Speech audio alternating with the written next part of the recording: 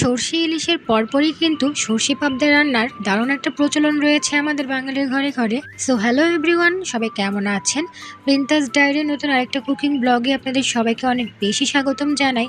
এখন যেহেতু বর্ষার সিজন চলছে, তো ঘরে ঘরে সবারই হালকা পাতলা সর্দি কাশি লেগেই আছে। তো ভাবলাম যে আজকে সর্ষের তেলের মধ্যে সর্ষে বাটা দিয়ে সর্ষে পাবদা রান্না করব, যাতে ঝাল ঝালও লাগে আর সর্দিটাও সেরে যায়।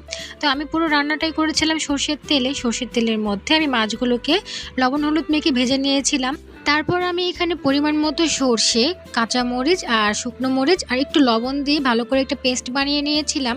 আর একটা টিপস দিয়ে রাখি, যাদের হাতে সর্ষে বাটা একদম তিতো হয়ে যায় অথবা ব্লেন্ড করার পরে অনেক সময় দেখা যায় যে সর্ষেটা তিতো হয়ে যায়, কারণ সর্ষে পুরনো থাকলে বা কোনো সমস্যা হলে অনেক সময় সর্ষে বাটা তিতো হয়ে যায়।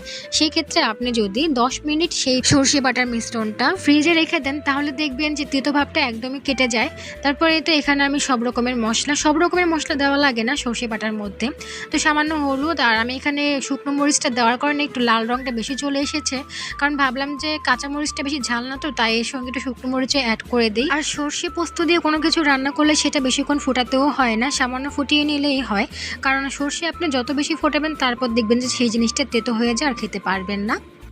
তো সবসময় আমি রান্নাবান্না নিয়ে একটা এক্সপেরিমেন্ট করি, যে এক একদিন এক একটা মশলা অথবা এক এক আইটেম করে রান্না করার ট্রাই করি, যে দেখি কোন দিন কোন জিনিসটা কেমন হয় খেতে। কারণ আমি মনে করি যে সবসময় একঘেয়েমি রান্নাবান্না করলে সবার মুখেরই একটা অরুচি ভাব চলে আসবে, তখন তারা এটা বলবে না যে তাদের খেতে ভালো লাগছে না, তারা তখন আপনার রান্নার দোষটাই ধরবে। অথচ তারা যে একই রান্না বারবার খেতে খেতে অভ্যস্ত, সেটাই হচ্ছে সমস্যা। তাই আমি চেষ্টা করি যে একই জিনিস প্রতিদিন এক একভাবে রান্না করা, যাতে করে সবাই বুঝতে না পারে যে আমি একই জিনিস বারবার রান্না করছি।